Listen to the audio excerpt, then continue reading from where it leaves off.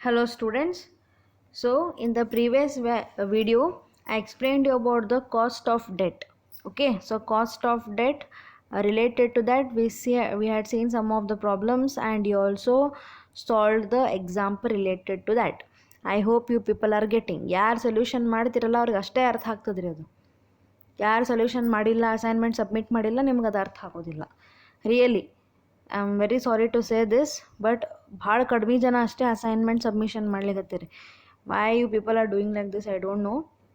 So ನಿಮ್ಗೇನದು concept ಅರ್ಥ ಆಗ್ಲತ್ತದೋ ಏನು, ಅರ್ಥ ಆದ್ರೂ ನಾವು ಮಾಡಬಾರ್ದಂತ ಮಾಡ್ತಿರೋ ಏನು ಗೊತ್ತಿಲ್ಲ. ಬಟ್ ಇವೊಂದು please do the work, it is helpful for you only. Okay, so see here the cost of debt. See, in the cost of debt, we had seen there is no time period for the repayment.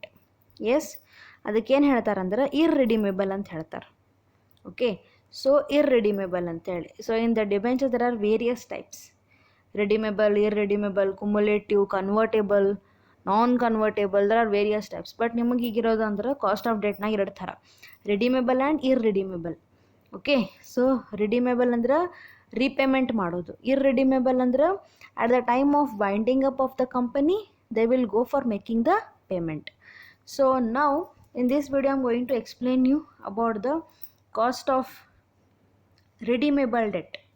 Okay, so ಈ ಹಿಂದಿನ problem ನಮ್ಗೆ ಏನು explain ಮಾಡಿದ್ದೆ ಅಂದರೆ ಇರ್ರಿಡಿಮೇಬಲ್ explain ಮಾಡಿದ್ದೆ ಹಿಂದಿನ ವಿಡಿಯೋಸ್ನಾಗ.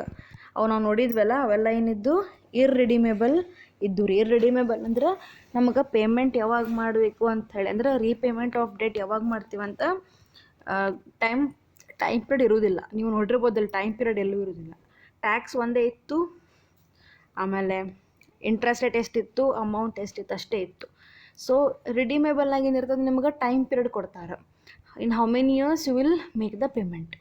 Okay, so let us start this. So cost of redeemable debt. See, when the debt is issued to be redeemed after a certain period during the lifetime of a firm. So when the debt is issued to be redeemed after a certain period during the lifetime of the firm, that means what? Here the debenture is raised for some particular period. ಅಲ್ಲಿ ಒಂದು ಸ್ವಲ್ಪ years ತನಕ ಅಷ್ಟೇ ನಮ್ಗೇನು ಮಾಡ್ಯಾರ, debenture capital raise ಮಾಡಿರ್ತಾರೆ. Such a debt issue is known as redeemable debt. Such debt is called as what? Redeemable. Redeemable means repayment. So the cost of redeemable debt capital is calculated as follows. So how, for the calculation of irredeemable debt there is one formula. For the redeemable debt also there is one formula. You can see on the screen. Okay, so see what is that formula. Let us see. See ನಿಮಗೆ clear ಆಗದೆ ಅಂತ ನಾನು ಅನ್ಕೋತೀನಿ. Redeemable ಅಂತಂದ್ರೆ repayable ಅಂದ್ರೆ debentures has been raised for some particular period, for some definite time. We can say 10 years, 15 years, 20 years. Okay, so 5 years ಇಟ್ಕೊಂಡು start ಮಾಡಿರ್ತಾರೆ usually. 5, 10, 15 years. So like this it has been raised for some period. Irredeemable ಅಂದ್ರೆ ಅದು period ಇರೋದಿಲ್ಲ ರೀ. They can raise the debenture, but when they will make the payment find excess money, or usually they make the payment the winding up stage. That is called irredeemable. So now we are discussing about the redeemable debt. So what is the formula? See here, KD is equal to 1 minus T. So KD is equal to 1 minus T R plus 1 divided by N into the bracket F minus P whole divided by 1 by 2 into the bracket F plus P. ನೋಡ್ಲಿಕ್ಕೆ ಸ್ವಲ್ಪ difficult ಅನ್ನಿಸ್ಬೋದು, ಏನು easy ಅದ ನಿಮ್ಗೆ explain ಮಾಡ್ತೀನಿ ಕೇಳ್ರಿ. K D is equal to what? K D is nothing but cost of debt. Okay, R is nothing but rate of interest. R is nothing but rate of interest. Okay, N is number of years to maturity. ಅಂದ್ರೆ ಈಗ ತಿಳ್ಕೊಬೇಕು, N ಅಂದ್ರೆ ಏನ್ರಿ? For how many years they have raised the debenture. ಒಂದು company ಎಷ್ಟು ವರ್ಷ ತನಕ debenture use ಮಾಡ್ತದೆ ಅಂದ್ರೆ ಮೆಚ್ಯೂರಿಟಿ ಆಗ್ಲಿಕ್ಕೆ ಎಷ್ಟು ಟೈಮ್ ಇದೆ ಅದು ರಿಪೇಮೆಂಟ್ ಮಾಡೋದು. So number of years to maturity. F is equal to face value or redeemable value. Redeemable value is nothing but repayment. Repayment ಅಂದ್ರೆ ಈಗ ಎಷ್ಟು ವ್ಯಾಲ್ಯೂಗೆ ಇಶ್ಯೂ ಮಾಡಿರ್ತಾರೆ ಅಷ್ಟಕ್ಕೆ ರೀಪೇಮೆಂಟ್ ಮಾಡಬೇಕಂತಿಲ್ಲ, ಯಾಕಂದ್ರೆ ಅದು ಒಂದೊಂದು ಕಂಪನಿದು ಕಂಡೀಷನ್ ಬೇರೆ ಬೇರೆ ಇರ್ತಾವೆ. ಓಕೆ, ಅದನ್ನು ನೆಕ್ಸ್ಟ್ ಹೇಳ್ತೀನಿ. But redeemable is nothing but what repayment, ಯಾವ ವ್ಯಾಲ್ಯೂಗೂ ರೀಪೇ ಮಾಡ್ತಾರಂತ ಹೇಳಿ. T is nothing but tax. ಇಲ್ಲದ ನೋಡ್ರಿ, T 1 minus T is nothing but tax. P is nothing but issue price. Issue price ಅಂದರೆ at what price they have issued, at par, at discount, at premium, whatever may be. So at what price they have issued. Okay, so I hope you are getting this formula. So KD is equal to 1 minus T, 1 minus tax, and R plus 1 divided by N, that is rate of interest plus 1 divided by N, number of years, into the bracket F minus P. F is nothing but face value or redeemable value, and P is nothing but issue price, and T is tax. Already got to know. ಇದು formula ಐತ್ರಿ. ಇಲ್ಲಿ next ಇನ್ನೊಂದು ನಿಮ್ಗೇನೋ ಕಾಣಿಸ್ಲಿರ್ತದೆ. What is that? Conditions for issue of debentures. So what are the conditions are there for the issue of debentures? ಯಾವ ಥರ issue ಮಾಡ್ತಾರೆ usually ಅಂತಾರೆ. First case, debentures issued at par. First is what? Debentures issued at the par. Par means face value. So issue ಮಾಡೋದು face ವ್ಯಾಲ್ಯೂಗೆ ಮಾಡ್ತಾರೆ, repayment ಹೆಂಗೆ ಮಾಡ್ತಾರೆ? Face ವ್ಯಾಲ್ಯೂನೇ ಮಾಡ್ತಾರೆ. ಅಂದರೆ ಈಗ 1000 ರೂಪೀಸ್ ಡಿಬೆಂಚರ್ ಅಂತ ತಿಳ್ಕೊರಿ, 1000 ರೂಪೀಗೆ ಇಶ್ಯೂ ಮಾಡಿದ್ರೆ ಅದು ರೀಪೇಮೆಂಟ್ ಎಷ್ಟಕ್ಕೆ ಮಾಡ್ತಾರೆ? 1000ಗೆ ಪೇಮೆಂಟ್ ಮಾಡ್ತಾರೆ. ಸೊ 2 ವರ್ಷ ಆಗಿದೆ ಅಂತ ತಿಳ್ಕೊರಿ, 2 ವರ್ಷ ಆದಮೇಲೆ 1000 ರೂಪಾಯಿ ಕೊಟ್ಬಿಟ್ರೆ ಮುಗೀತು. So here debentures are issued at par and repaid at the par. Okay. Second condition, issued at discount and repayable at par. So issue ಮಾಡೋ ಮುಂದಾಗ ಡಿಸ್ಕೌಂಟ್ನಾಗ ಇಶ್ಯೂ ಮಾಡೋದು, ರೀಪೇಮೆಂಟ್ ಮಾಡೋ ಮುಂದಾಗ ಪಾರ್ನಾಗ ಮಾಡೋದು. ಸೊ 1000 ರೂಪೀಸ್ ಅದ್ರ ವ್ಯಾಲ್ಯೂ ಇದ್ರೆ ಅದನ್ನು 900ಕ್ಕೆ ಇಶ್ಯೂ ಮಾಡೋದು ರೀ, ಅಂದ್ರೆ 100 ರೂಪೀಸ್ ಡಿಸ್ಕೌಂಟ್ ಕೊಡೋದು. ರೀಪೇಮೆಂಟ್ ಎಷ್ಟಕ್ಕೆ ಮಾಡೋದು? 1000. ಈ ಥರನೂ ಕಂಡೀಷನ್ ಇರ್ತಾವೆ. So debenture are issued at the discount and repayment at par value. Next, debentures issued at the premium and repayable at par. So ಇದು ಕಂಡೀಷನ್ಸ್ ಬೇರೆ ಆಯಿತು. So debentures are issued at ಪ್ರೀಮಿಯಮ್ಗೆ issue ಮಾಡೋದ್ರಿ. ಅಂದ್ರೆ ತೊಗೊಳ್ಳೋ ಮುಂದೆ ಒಂದೊಂದು ಕಂಪನಿ ಭಾರಿ ಡಿಮಾಂಡಿಂಗ್ ಇರ್ತಾವ್ರಿ ಶೇರ್ಸ್, ಯಾಕಂದ್ರೆ ಕಂಪನಿ ಪರ್ಫಾರ್ಮೆನ್ಸ್ ಹಂಗಿರ್ತದೆ. ಅಂಥವು ಡಿಬೆಂಚರ್ಸ್ ಏನು ಮಾಡ್ತಾರಂದ್ರೆ ಪ್ರೀಮಿಯಮ್ನಾಗ ಇಶ್ಯೂ ಮಾಡ್ತಾರೆ. ಅಂದ್ರೆ 1000 ರೂಪೀಸ್ ಅದ್ರ ಫೇಸ್ ವ್ಯಾಲ್ಯೂ ಇತ್ತಂದ್ರೆ ಅದನ್ನ ಏನು ಮಾಡ್ತಾರೆ ಅವರು 1100ಗೆ ಇಶ್ಯೂ ಮಾಡ್ತಾರೆ. 100 rupees extra, this is premium. Okay, extra ಕೊಡೋದು. ಅವ್ರು ರೀಪೇಮೆಂಟ್ ಎಷ್ಟಕ್ಕೆ ಮಾಡ್ತಾರೆ? ಪಾರಕ್ಕೆ ಮಾಡ್ತಾರೆ, ಅಂದ್ರೆ ಫೇಸ್ ವ್ಯಾಲ್ಯೂ. ಅಂದ್ರೆ ನೀವು 1100 ಕೊಟ್ರೆ ಅವ್ರು ನಿಮಗೆ ಎಷ್ಟು ಕೊಡ್ತಾರೆ? 1000 ಅಷ್ಟೇ ಕೊಡ್ತಾರೆ, ಎಕ್ಸ್ಟ್ರಾ ಕೊಡೋದಿಲ್ಲ. ನಿಮ್ಮ ಕಡೆ 1100 ಇಸ್ಕೊಂಡಿರ್ತಾರೆ. So this is condition that debentures are issued at the premium and repayable at the par. Next one is debentures issued at the par. See, debentures issued at the par, repayable at premium. ಇದು ಅಡ್ಡಿ ಇಲ್ರಿ. So where debentures are issued at the par ಅಂದ್ರೆ face ವ್ಯಾಲ್ಯೂಗೆ issue ಮಾಡೋದು, ಆಮೇಲೆ repayment ಹೆಂಗೆ ಮಾಡೋದು ಅಂದ್ರೆ ಪ್ರೀಮಿಯಮ್ಗೆ repayment ಮಾಡೋದು. ಅಂದ್ರೆ 1000 ಕೊಟ್ಟು ನೀವು ನಿಮ್ಮ ಈಗ ಡಿಬೆಂಚರ್ ಖರೀದಿ ಮಾಡಿರಿ, ನಿಮಗೆ ನಾವು ಎಷ್ಟು ಕೊಡ್ತೀವಿ? 1100 ಕೊಡ್ತೀವಿ ಅಂತ ಹೇಳ್ತಾರೆ. That is repayable at the premium. Last one, important one. What is that? Debentures are issued at the discount and repayment is made at the premium. ಇದು ಭಾರಿ ಆಫರ್ ಇದು. ಇಲ್ಲಿ ಡಿಬೆಂಚರ್ಸ್ ಇಶ್ಯೂ ಮಾಡೋದು ಕಡಿಮೆ ರೇಟಿಗೆ ಆ್ಯಂಡ್ ರೀಪೇಮೆಂಟ್ ಮಾಡೋದು ಹೆಚ್ಚು ರೇಟಿಗೆ. ಅಂದ್ರೆ debentures issued at the discount. So 1000 rupees face value ಡಿಬೆಂಚರ್ನ 900ಕ್ಕೆ ಇಶ್ಯೂ ಮಾಡ್ತಾರೆ ರೀ, ಅಂದರೆ ಡಿಸ್ಕೌಂಟಿಗೆ ಇಶ್ಯೂ ಮಾಡ್ದಂಗೆ 100 ರೂಪೀಸ್. ಅದರ ರೀಪೇಮೆಂಟ್ ಪಾರಿಗೆ ಮಾಡೋದಿಲ್ಲ, ಅವ್ರು ಎಷ್ಟು ಮಾಡ್ತಾರೆ? ಪ್ರೀಮಿಯಮ್ಗೆ ಮಾಡ್ತಾರೆ, ಅಂದ್ರೆ 1100 ರೀಪೇಮೆಂಟ್ ರೀ.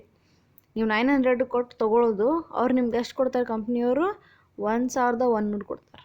This is called debentures issued at the discount, repayable at premium. Okay, so these are the some of the conditions of issuing the debentures. So let us see one small example related to this. So illustration number 18. So problem illustration 18 ತಗೊಂಡಿನಿ ನೋಡ್ರಿ. A company issues 5 lakh 10% debentures at a discount of 5%. So a company is issuing the 5 lakh. So what is the cost of debenture? 5 lakh, and rate is how much? Rate of interest 10%.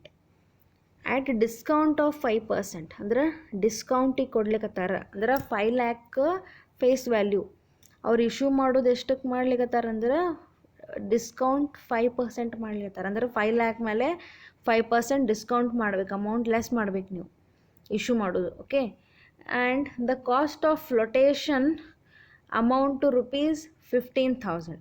See, first of all, what is this flotation? Flotation is nothing but what? Issue cost. Flotation is nothing but issue cost. See, ಯಾವುದೇ ಒಂದು company share debentures issue ಮಾಡೋ ಮುಂದಾಗ ಪಟಕ್ಕನೆ issue ಮಾಡಿದ ಕೂಡ ಯಾವುದೇ ಹೊರಗಿನವ್ರು ತೊಗೊಳಲ್ರಿ. Okay, ಅದಂತೆಲ್ಲ ಪ್ರೊಸೆಸ್ಸೇ ಭಾಳ ಇರ್ತದೆ. ಏನು ಮಾಡಬೇಕು ಅಂದ್ರೆ ಅಪ್ಲಿಕೇಶನ್ ಪ್ರಿಂಟ್ ಮಾಡಬೇಕು, ಬ್ರೋಕರೇಜ್ ಚಾರ್ಜ್ ಕೊಡಬೇಕು, ಅದ್ರ ಬಗ್ಗೆ ಒಂದು ಸ್ವಲ್ಪ ಅಡ್ವರ್ಟೈಸ್ಮೆಂಟ್ ಮಾಡಬೇಕು. ಸೊ ಇವೆಲ್ಲ ಬಿಗಿನಿಂಗ್ ಪ್ರೊಸೆಸ್ ಏನು ಮಾಡ್ತಾರಲ್ಲ, ಇದಕ್ಕೆ ಏನು ಹೇಳ್ತಾರೆ? ಫ್ಲೋಟೇಷನ್ ಕಾಸ್ಟ್ ಅಂತ ಹೇಳ್ತಾರೆ. So the flotation amount is how much? In this problem they have mentioned 15,000 rupees. Okay, the debentures are redeemable after 5 years. So debentures ವಾಪಸ್ redeemable ಅಂದ್ರೆ repayment ಯಾವಾಗ ಮಾಡ್ತಂದ್ರೆ 5 years ಆದಮೇಲೆ. So the tax rate is 50%. So tax ಎಷ್ಟು ಕೊಟ್ಟಾರಂದ್ರೆ 50% ಕೊಟ್ಟಾರ. Compute the cost of debt capital. So with this information you have to calculate the cost of debt capital. So let's look at the problem. So problem ಅರ್ಥ ಅಂತ ನಾನು ಅನ್ಕೊಂಡಿನಿ. ಈಗ ಅದರ solution ಮಾಡಿಕ್ಕೆ start ಮಾಡೋಣ. Formula ಬರೆಯೋಣ ಮೊದಲು. What is the formula? KD is equal to, that is cost of debt is equal to 1 minus T. 1 minus T is nothing but tax. So tax ಎಷ್ಟು ಕೊಟ್ಟಾರ? 50%. ಅದನ್ನು ನಾವು ಏನು ಮಾಡಬೇಕು? ಕನ್ವರ್ಟ್ ಮಾಡ್ಕೋಬೇಕು. ಮಾಡ್ಕೊಂಡಿದ್ದು 50 divided by 100, that is 0.50. Okay, next into the bracket R plus 1 divided by N. R is nothing but what? Rate of interest. ಎಷ್ಟು ಕೊಟ್ಟಾರ ಪ್ರಾಬ್ಲಮ್ನಾಗ? 10% on 5 lakh. 10% on 5 lakh means how much? 50,000. Fine. R 50,000 ಇಡಬೇಕ್ರಿ. 1 divided by N. N is number of years. How many years? 5 years for the maturity. Into the bracket F minus P. F is nothing but face value. Face value ಅಂದ್ರೆ redeemable ಅಂದ್ರೆ repayable. Repayment ಮಾಡ್ತಾರಲ್ಲ ಅದು value. So repayment ಎಷ್ಟಕ್ಕೆ ಮಾಡ್ಲಿಕ್ಕೆ ಹತ್ತಾರಿಲ್ಲ ಅಂತಂದ್ರೆ ಅವ್ರ file ಅಂದರೆ ಏನೂ ಹೇಳಿಲ್ಲ ಅಂದ್ರ ಮೇಲೆ ನಾವು ಪಾರ್ ವ್ಯಾಲ್ಯೂ ಅಂತ ತಿಳ್ಕೊತೀವಿ ನಾವು. So it is assume that here debentures are issued at the discount and redeemable at the par. Par ಅಂದರೆ ಎಷ್ಟು? 5 lakh ವಾಪಸ್ ಕೊಡ್ತೀವಂತ. Okay, P is nothing but issue price. Issue price ಅಂದ್ರೆ ಎಷ್ಟು ವ್ಯಾಲ್ಯೂಕ್ಕೆ ನೀವು ಇಶ್ಯೂ ಮಾಡಿದ್ರಿ ಡಿಬೆಂಚರ್ನ, ನೀವು ಎಷ್ಟಕ್ಕೆ ಇಶ್ಯೂ ಮಾಡಿರಿ, ಒಂದು ಸ್ವಲ್ಪ ವರ್ಷ ಆದಮೇಲೆ ಅವ್ರಿಗೆ ನೀವು ಎಷ್ಟು ರೀಪೇಮೆಂಟ್ ಮಾಡ್ಲಿಕ್ಕತ್ತೀರಿ. Okay, so issue price. ಇಲ್ಲಿ ಇಶ್ಯೂ ಪ್ರೈಸ್ ಹೆಂಗೆ ಕ್ಯಾಲ್ಕುಲೇಟ್ ಮಾಡೋದು? ಸಿಯರ್ ಫೇಸ್ ವ್ಯಾಲ್ಯೂ, ಈ ಫಾರ್ಮುಲಾ ನೋಡ್ರಿ. Face value minus discount minus flotation cost. ಯಾವಾಗಲೂ ಇಶ್ಯೂ ಮಾಡೋ ಮುಂದಾಗ ಏನು ಪ್ರೈಸ್ ಇರ್ತಲ್ಲ ಅದರಾಗ ಫ್ಲೋಟೇಷನ್ ಕಾಸ್ಟ್ ಮೈನಸ್ ಮಾಡಬೇಕು.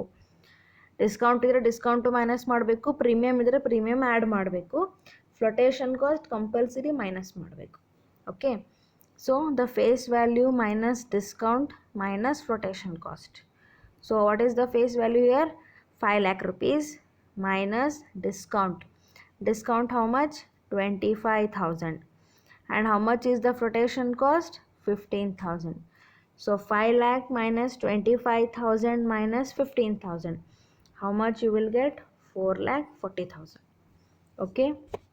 ಯಾವಾಗಲೂ ಫ್ಲೋಟೇಷನ್ ಕಾಸ್ಟ್ ಮೈನಸ್ ಮಾಡಬೇಕು ನೆನಪಿಟ್ಕೋರಿ. ಸೊ ಇಶ್ಯೂ ಪ್ರೈಸ್ ಹೆಂಗೆ ಕ್ಯಾಲ್ಕುಲೇಟ್ ಮಾಡಿದ್ವಿ ಅಂದ್ರೆ face value minus discount minus flotation cost. 5 lakh minus 25,000 minus 15,000, you will get 4,60,000. So now all the inputs are ready. Just substitute the things in the formula and find out the answer. So substitute ಮಾಡ್ರಿ ಎಲ್ಲಾನು.